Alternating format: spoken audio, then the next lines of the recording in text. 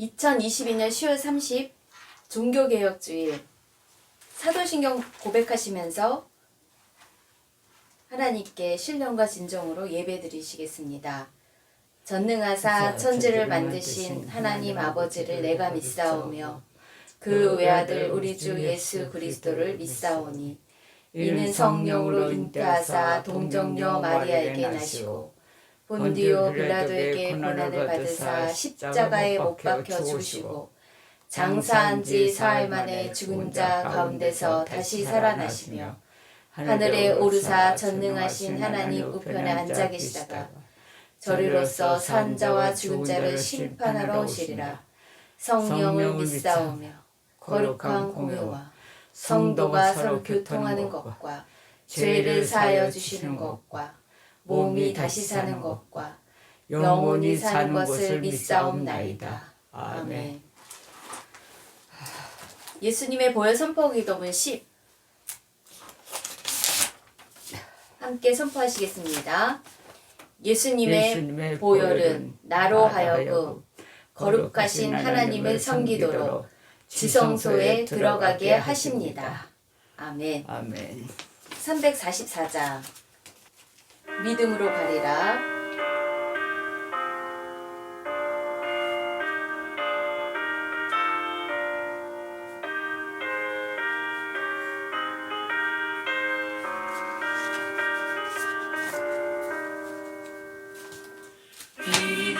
믿음으로 가리라.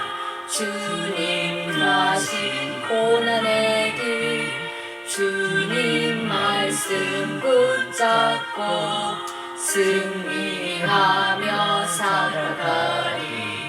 주님 앞에 나아가 무릎 꿇어 간구하고 겸손하게 주를 섬겨 새 힘을 얻으리라. 고난 중에 있을 때 소망 중에 기뻐하며 주님 말씀 따라서 기쁨으로 살아가리. 주님 앞에 나아가 무릎 꿇어 간구하고 겸손하게 주님 섬겨 새 힘을 얻으리라. 복음에는 하나님의 의가 나타나서 로마서 2장 17절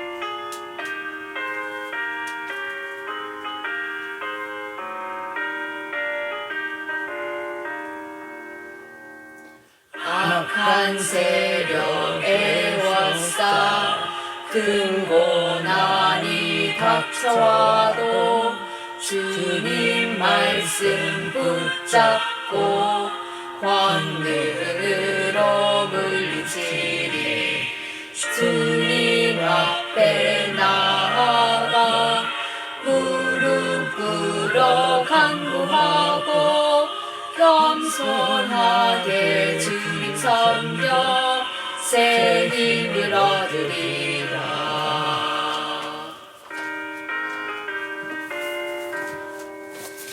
아멘. 기도하시겠습니다. 날마다 우리의 짐을 지시는 하나님 아버지, 기쁜 소식을 예수 그리스도로 말미암아 우리가 하나님과 평화를 누리고 그가 채찍에 맞음으로 징계를 받음으로 우리가 평화를 누리고 나음을 받게 복 있는 인생으로 의인으로 삼아주신 은혜가 너무나도 감사합니다. 복음에는 하나님의 의가 나타나서 믿음으로 믿음에 이르게 한다고 저에게 말씀하셨습니다. 주님, 예수 그리스도를 통해서 저희들이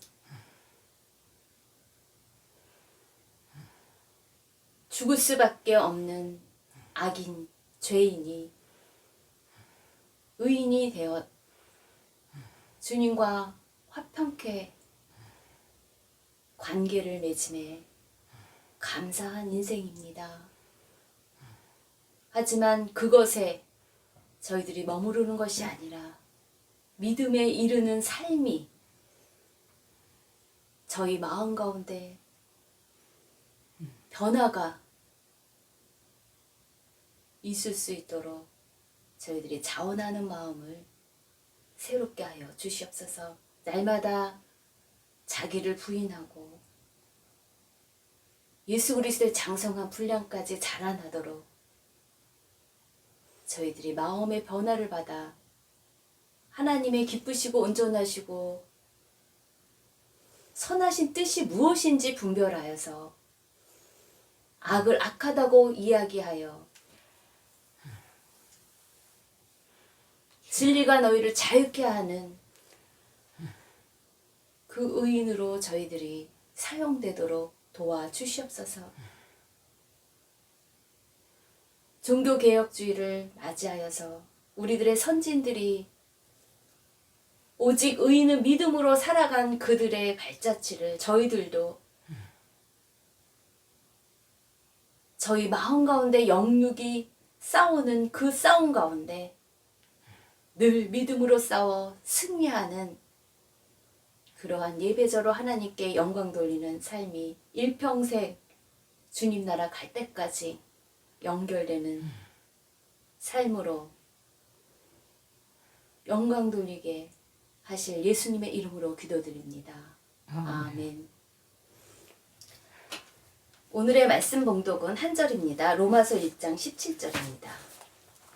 복음에는 하나님의 의가 나타나서 믿음으로 믿음에 이르게 하나니 기록된 바 오직 의인은 믿음으로 말미암아 살리라 함과 같으니라. 아멘. 10월 마지막 주일 종교개혁 주일입니다. 1517년 독일의 루터의 외침이 500년이 넘게 된 이 시간 속에서 그가 외쳤던 종교개혁을 우리가 왜 기억해야 할까요?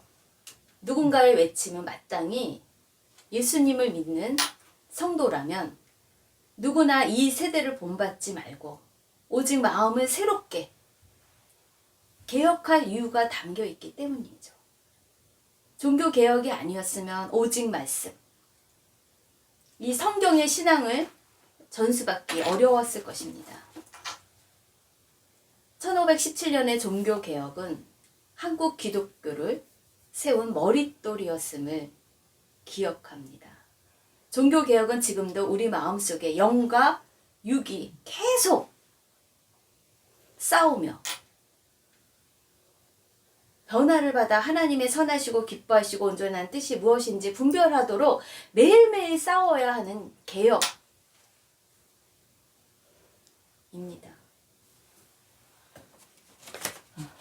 날마다 우리 마음속의 영과 육과 우리는 개혁을 해야 돼요. 새롭게 믿음으로 예수 그리스도의 이름으로 그 육을 영으로 다스려야 된다는 것입니다.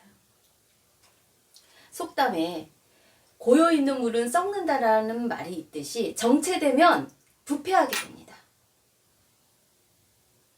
구르는 돌에 이끼가 끼지 않는다는 말은 한마디로 변화입니다. 개혁입니다. 잘못된 것을 고쳐가며 바르게 성장하고 성숙한 것이 개혁입니다. 사도 바울은 늘 개혁에 변화된 그러한 자기의 모습을 이렇게 표현합니다. 로마서 7장 22절이에요. 사도 바울의 이 개혁하고자 하는 본인의 싸움입니다. 로마서 7장 22절이에요.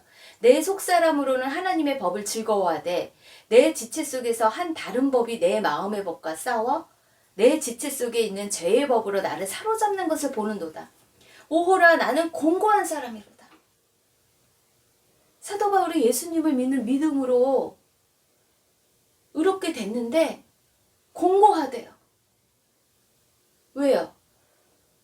늘 마음의 법과 이 죄의 법으로 늘 싸우고 있는 거예요. 마음속에서 전쟁이 일어나고 있는 거예요. 이 사망의 몸에서 누가 나를 건져내랴?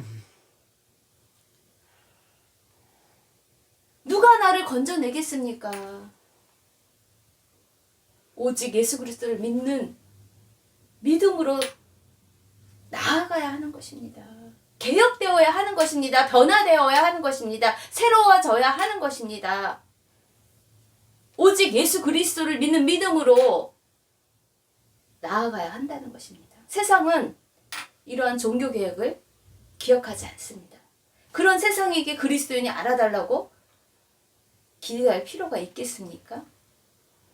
오히려 세상을 그리스도인이 개혁하고 끌고 나아갈 책임이 있는 것입니다. 종교개혁을 기념하며 새로워지는 것은 그리스도인의 몫이고 책임입니다. 종교개혁은 계속 진행되고 있습니다. 1517년에 시작된 이 개혁은 계속 저희들 마음 가운데 영과 육이 날마다 변화받아 자기를 부인할 우리들의 날마다의 숙제입니다. 매일매일의 숙제인 것이에요. 오직 예수 그리스도를 믿는 기쁜 소식의 복음은 계속해서 새롭게 행진합니다. 날마다 변화하고 새롭게 우리가 개혁되어야 할 것이 무엇입니까? 한번 생각해 봅시다. 여러분은 의인이십니까? 악인이십니까? 모든 사람이 죄를 범하였기에 우리는 죽을 수밖에 없는 악인입니다. 그렇지만 오직 예수 그리스도를 믿는 믿음으로 우리는 의롭게 칭해졌습니다. 의인으로. 그래서 칭의. 신학적인 용어로 칭의. 의롭게 칭해졌습니다. 종교개혁을 이끈 원동력 5대 솔라. 오직 믿음으로. 오직 성경으로. 오직 그리스도로. 오직 은혜로. 오직 하나님께 영광. 이 5대 솔라에 의한 의인은 믿음으로 말미암아 개혁되어 살아가야 한다는 것입니다. 이 종교개혁을 조용히 루터가 늘 고인물의 그 가톨릭 교회에 대해서 의구심을 품었던 그 95개 조항을 그가 심의하고 있었던 대학의 대자보로 조용히 그의 의문을 붙여놓았는데 그것이 개혁의 시작에 도화선을 터뜨린 것입니다. 루터는 날마다 하나님 앞에 머무르면서 자신을 변화하고 믿음으로 나아가는 그것 가운데, 그 여정 가운데 그가 고치려고 나아갔던 사람입니다. 루터는 회심 이후에 어떻게 하면 불의한 악인이, 죄인이 은혜로우신 하나님의 인정을 받을 수 있을까? 의롭게 되는 그 인정을 받을 수 있을까? 의롭다고. 법적 용어죠. 칭의. 의롭다는 판결을 받을 수 있을까? 그 칭의 문제를 놓고 루터는 고민합니다. 그러다 오늘 우리가 읽은 로마서 1장 17절의 말씀에서 많은 영적 깨달음을 얻습니다. 복음에는 하나님의 의가 나타나서 의가 무엇입니까? 하나님과 나와의 바른 관계, 동의서에서 먼 것 같이 그 죄 가운데 막혀 있었던 그 관계가 올바른 관계로, 바른 관계로 되는 것은 기쁜 소식, 유앙겔리아, 좋은 소식. 그 소식이 무엇입니까? 예수 그리스도를 믿는 믿음으로 우리는 죄 사함을 받았다 하고 법정적인 의인으로 칭하는 그러한 기쁜 소식에 그가 깨달음을 얻습니다. 믿음으로 믿음에 이르게 하나니. 예수님을 믿는 믿음으로 우리는 거듭났습니다. 하나님의 은혜의 선물로 우리는 예수님을 믿게 됐습니다. 그것으로 그치는 것이 아니라 믿음으로 믿음에 이르게 하나니. 날마다 예수 그리스도를 믿는 것과 아는 것이 하나가 되어 날마다 성장하고 변화하고 새로워지고 성숙해지고 익어간다는 것이에요. 한번 예수님을 믿어서 그 믿음으로 우리가 변화되는 것이 아니에요. 날마다 자기를 부인하고 영과 육이 싸워 영으로 사는 그리스도인이 되는 것이 믿음에 이르게 하는 성화된 모습이라는 것이에요. 기록된 바 구약의 이 기쁜 소식이 하박국 선지자에 의해서 기록된 바 하박국 2장 4절이에요. 의인은 그 믿음으로 말미암아 살리라. 하박국 2장 4절에 오직 의인은 믿음으로 말미암아 살리라 함과 같으니라. 이 구약의 말씀을 토대로 로마 교인들을 향해서 사도 바울이 기쁜 소식을 선포합니다. 날마다 우리는 하나님과의 바른 관계를 위해서 새로워져야 된다는 것이에요. 그러기 위해서는 결론적으로 성도의 삶은 믿음에 이르는 그 성화된 삶은 로마서 12장 말씀이에요. 그러므로 형제들아 내가 하나님의 모든 자비하심으로 너희를 권면하노니 너희는 이 세대를 본받지 말고 마음을 새롭게 해야 하나님과의 바른 관계, 내가 고쳐 먹어야 하는 그것이 무엇인지를 변화를 받아야 된다는 것이에요. 어떻게 우리는 변화를 받겠습니까? 청년이 무엇으로 그 행실을 깨끗하게 하겠습니까?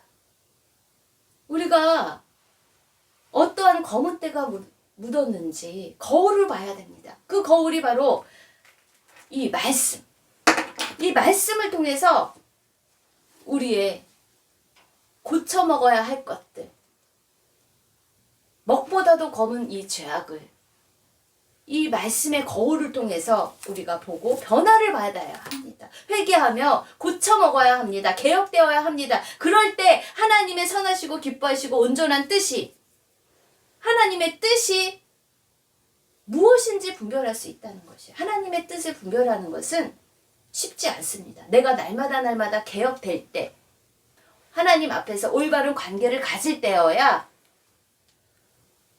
하나님의 뜻을 분별할 수 있습니다. 하나님의 뜻은 무엇이라고 합니까? 데살로니가전서에 하나님의 뜻은 항상 기뻐하라, 쉬지 말고 기도하라, 범사에 감사하라. 우리는 이 말씀을 너무나도 잘합니다. 근데 항상 기뻐할 수 있습니까? 쉬지 말고 기도하고 범사에 감사할 수 있는 그것이 자연스럽게 여러분의 몸에 이것이 배어 있습니까? 그것이 하나님의 뜻인데 이것이 안 된다고 한다면 그것은 하나님의 뜻을, 믿음에 이르는 삶을 살지 않는다는 증거입니다. 루터는 로마서 2장 17절에 이 기쁜 소식, 좋은 복음의 소식을 듣고 성령의 조명이 강하게 그의 마음에 비춰집니다. 의인은, 하나님과 올바른 관계에 있는 의인은 믿음으로 말미암아 살리라. 루터가 살고 있었던 그때까지의 그 가톨릭 교회는 눈에 보이는 교회의 전통, 사제의 권위가 마치 성경보다 우선하는 것처럼 그렇게 가르쳤습니다. 고인물이 되어 썩어가고 있습니다. 그런 것을 본 루터는 미사에 들어온 각종 미신적 요소, 그 미혹하는 도구를 보며 구원의 능력이 과연 저런 외형적인 사물에 달린 것일까? 그것이 아니라는 것을 로마서 1장 17절에 복음의 말씀, 오직 예수 그리스도의 십자가로 하나님과의 바른 관계, 의인이라 칭해진다는 것을 그가 깨닫고 확신에 찬 믿음에 이르릅니다. 루터의 십자가의 신학이 이 말씀으로 열리게 됩니다. 로마서 1장 17절에 이 복음으로 열리게 된 것입니다. 종교개혁은 먼저 교회 내적 개혁 운동이었습니다. 그것이 사회적으로 확산되었습니다. 가톨릭 교회가 부패한 것이 원인이 되어 그가 교황의 역사를 보며 믿을 수 없는 사실들이 연루되어 있는 것들을 알게 됩니다. 사제들은 독신으로 지내야 하는 제도에도 불구하고 사생아를 낳았으며 사제직을 돈으로 사고 파는 그러한 행위도 자행되고 있었던 것입니다. 일부 사제들은 탈선하고 윤리적으로 바르지 못했습니다. 마녀 사냥이라는 폭력 행사는 사제들의 욕망과 결부된 면이 많았습니다. 백성들의 삶에는 무관심했습니다. 종교 지도층들만의 세상이 되어버립니다. 고요있는 물로 백성들의 삶은 전혀 관여치 않는 그들의 모습을 봅니다. 백성들은 헌금 외에도 정기적으로 세금을 바쳐야 했으며 그렇지 못할 경우 교회가 지정하는 건축이나 전쟁에까지 동원되어야 했죠. 나중에 패스트가 창궐하고 흉년이 계속되자 농민전쟁이 일어나게 되었는데 이는 그만큼 교회와 사제가 백성들의 민심을 끌어안지 못한 데 있었습니다. 특히 종교개혁자 루터를 격분하게 했던 것은 면죄부 판매였습니다. 돈으로 죄가 없다는, 의롭다고 칭해주는, 돈으로 너는 천국에 갈 수 있어, 너는 죄가 없어 하는 면죄부를 판매하는 것을 보고 그가 의로운 분노가 났습니다. 루터는 성경을 연구하다가 말씀에 화살이 꽂혔습니다. 성령께서 그의 눈을 여시자 말씀이 심장으로 파고드는 것입니다. 수십 년 고민이 한 성구에서 해결된 것이죠. 그 답이 바로 로마서 1장 17절입니다. 복음에는 하나님의 의가 나타나서 믿음으로 그 죄를 없애려고 루터는 나름대로 고행을 합니다. 계단에 무릎으로 고행을 하며 올라갑니다. 자기의 죄악을 씻으려고. 몸에 고통을 주는 행위로서 죄쓰심이 되는 것이 아닙니다. 행위로 믿음이 주어지는 것이 아닙니다. 하나님 아버지의 주권적인 은혜의 선물입니다. 그것이 바로 예수 그리스도를 믿는 믿음입니다. 하나님 아버지의 선물입니다. 믿어지는 것도 하나님 아버지의 선택된 선물이라는 것이. 믿음에 이르게 하나니 매일매일 회개하는 새로운 그 예수 그리스도의 의의 옷을 입는 자, 그 믿음에 이르게 하는 개혁을, 변화를 받는다는 것이에요. 그것을 오래전에 하박국 선지자가 하박국 2장 4절에서 얘기한 것을 근거로 합니다. 오직 의인은 믿음으로 말미암아 살리라. 연구실에서 책을 파고 강의하던 꽁세온 루터는 그때 혁명가로 부름을 받습니다. 루터가 절대적 권위를 자랑하는 가톨릭에 대항한다는 것은 목숨을 내놓는 것임을 모를 리 없습니다. 그럼에도 그는 95개 조항의 작은 외침을 기록하여 세상에 공포하게 됩니다. 그것은 일종의 선전포고와도 같습니다. 그것은 가톨릭 교계와 나홀로 싸우는 것과 같은 믿음의 싸움입니다. 가톨릭 교계는 발칵 뒤집혔습니다. 가톨릭 세력에 은근히 반감을 드러내고 있던 신흥 귀족들도 발칵 뒤집히기는 마찬가지였습니다. 그래서 1521년 루터는 보름스에서 열린 제국회의에 불려갑니다. 그 자리에는 황제와 가톨릭 추기경, 주교단, 수많은 귀족들, 즉 실세들이 모여 있습니다. 그때 루터는 나홀로 혼자였습니다. 그는 자신의 신념을 번복하지 않았습니다. 그리고 그 회의장을 나오면서 이렇게 주님께 부르짖었습니다. 주님, 제가 여기 있나이다. 저는 달리 행할 수 없습니다. 하나님이시여 저를 도와주소서. 루터는 비겁하게 성주가 마련한 성에 숨어버렸다고 일부 사람은 말하지만 그는 그곳에서 성경을 번역했습니다. 지식인만 사용하는 라틴어를 못 읽는 백성들이 자신들의 언어로 곳곳에서 성경을 읽을 수 있도록 하기 위해서입니다. 믿음으로 믿음에 이르게 하나니 청년이 무엇으로 그 행실을 깨끗하게 하겠습니까? 성경을, 하나님의 말씀을 읽어야 의인으로, 믿음으로 살게 되는 거 아니겠습니까? 그래서 루터는 성경을 번역합니다. 하나님은 루터가 성경을 번역할 수 있도록 기회를 주시고 보호하십니다. 하나님은 모든 권력의 창조주이시며 막강한 권위의 통치자이십니다. 루터 이전 시대에도 영원하신 하나님은 동일하게 행하셨습니다. 공의와 정의로 심판하시는 하나님 앞에서 다윗 시대의 통치자들의 악행을 다윗이 시편을 통해서 고발하지 않습니까? 그것 가운데 고치시는 하나님, 재판장이신 하나님은 그 악행을 고발하는 피해자들에게 늘 함께 하셨던 통치자이십니다. 어느 시대나 개혁을 요구하고 있습니다. 고여있는 물이 있기 때문에, 물이 썩고 있기 때문에 악인들이 득세하고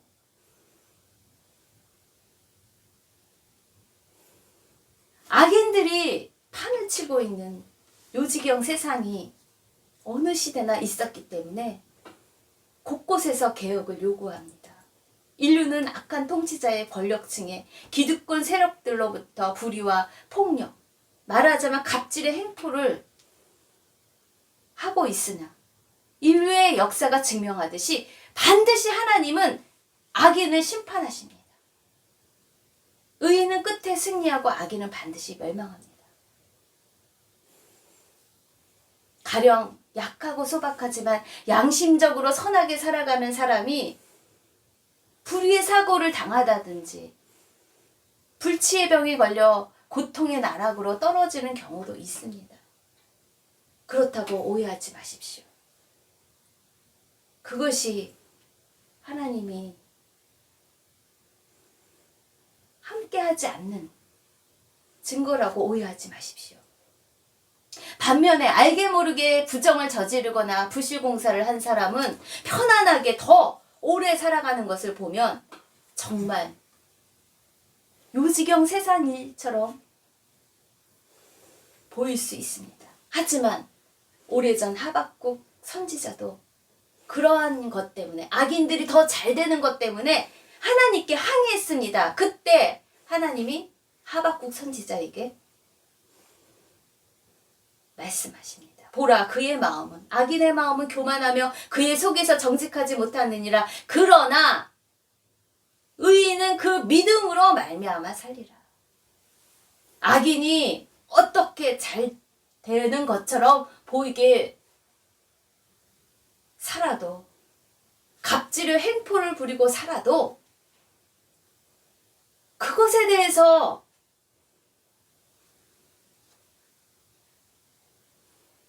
영향을 받지 말고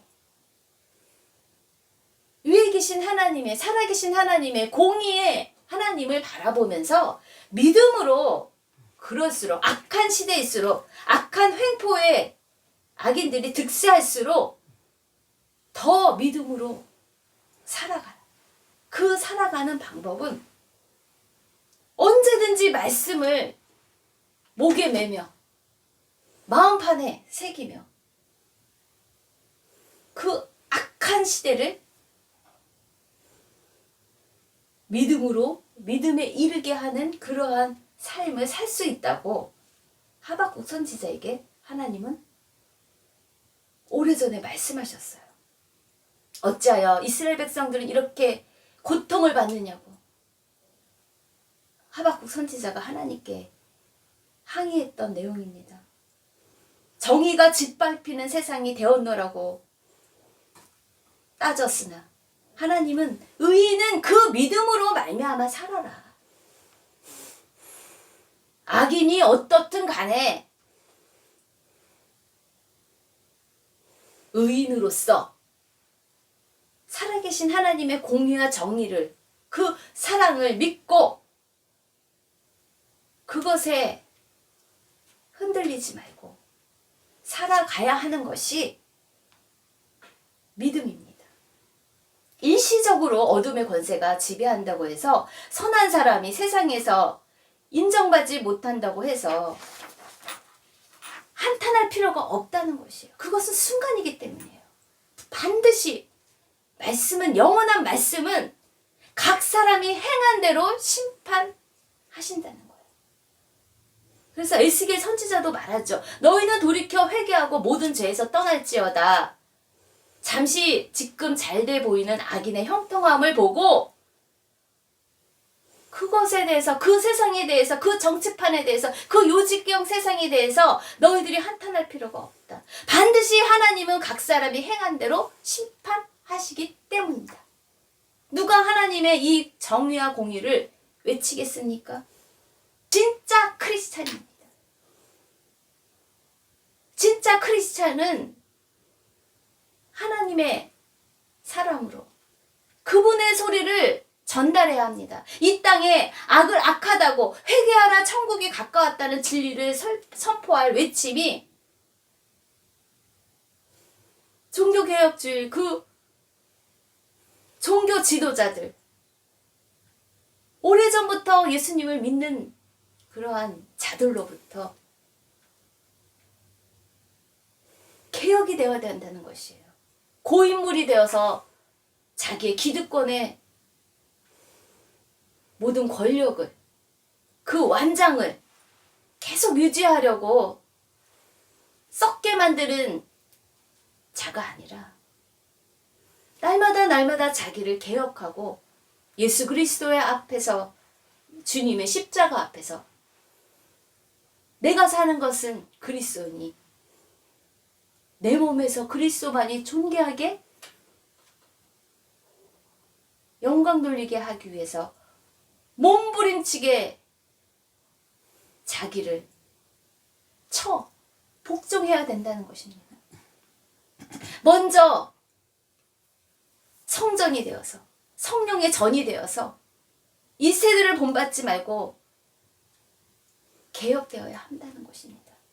여러분은 날마다 의인이십니까?